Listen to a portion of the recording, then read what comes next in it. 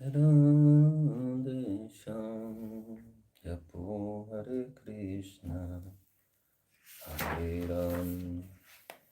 Tvameva mata cha pita, tvameva bandhushka sakha, tvameva vidya dravinam, tvameva sarvam mama deva deva. Srimad Bhagavatam ki jai. Vayanita Gaur Radheshyam Japo Hare Krishna Hare Ram. Jai Radha Raman. Jayita Jai Gaur Jai Sri Radheshyam. Om Janjanati Mirandosya Jana Jana Salakaya Chaksura Militan Janatasmai Shri Gurave Namah. Srimad Bhagavatam, Book 1, Discourse 11. With a white umbrella spread over his head and a pair of shuris waving on both sides and flowers raining all round, the Lord, who was clad in yellow robes and adorned with his garland of silken flowers, shone on the road like a cloud, with the sun shining overhead, a pair of moons moving in a circle about it, stars scattered all round, and a rainbow and flash of lightning illuminate it.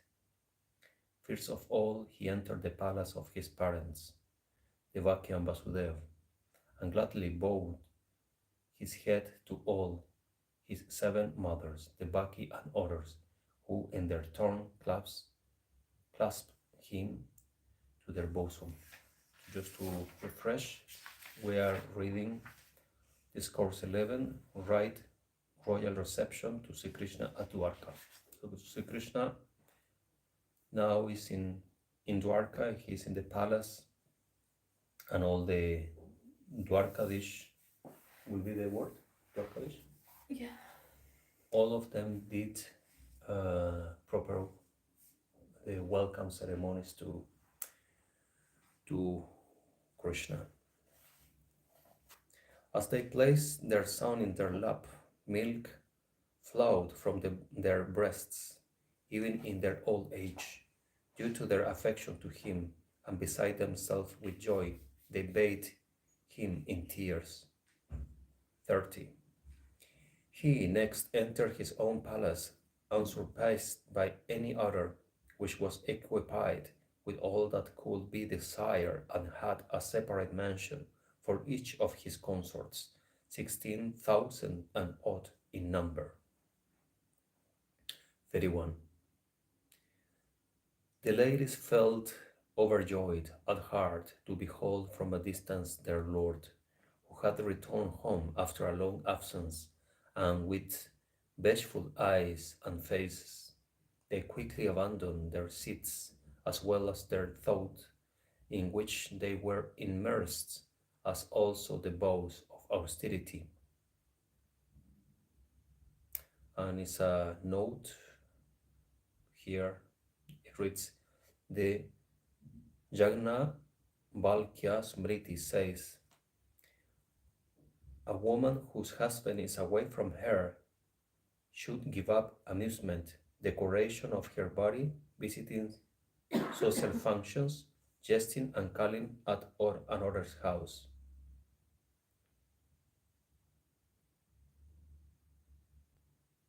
Mhm.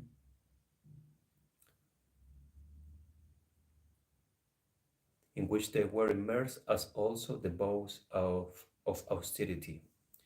So it means that while Krishna was outside Dwarka, the wives of Krishna, the queens, were all doing tapa, different austerities that they had taken during the absence of their Lord. Right. 32.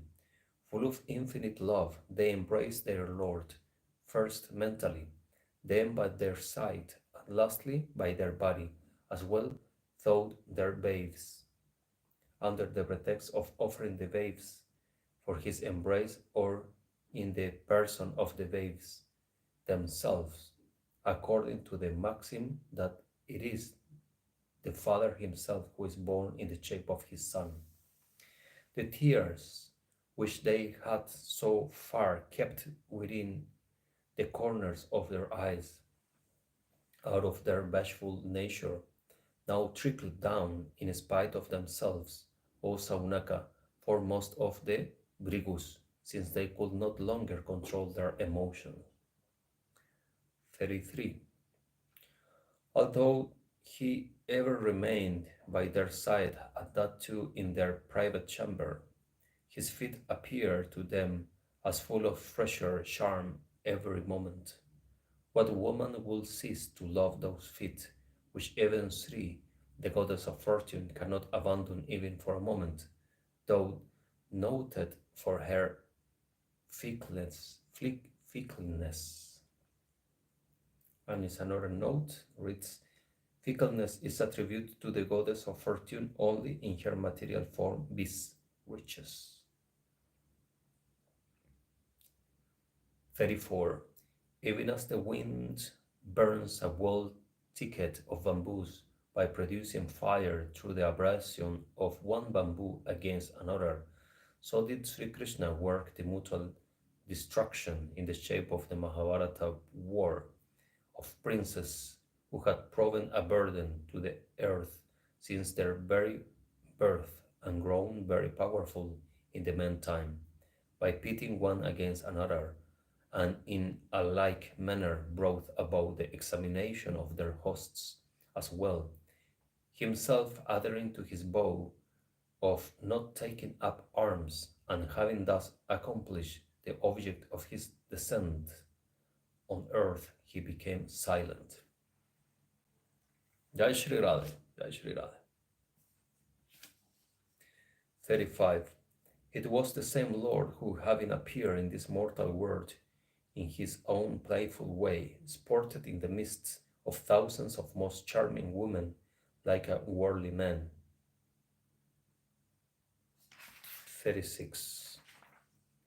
Stung by their guileless and winsome smiles and bashful looks that bespoke their profound love, even Cupid, the conqueror of the world, fainted and dropped his bow. These jewels among women, however, could not disturb the serenity of his mind by their amorous gestures. 37. Finding him actively engaged, like themselves, the people, ignorant as they are, look upon him who is absolutely unattached as a human being full of attachment.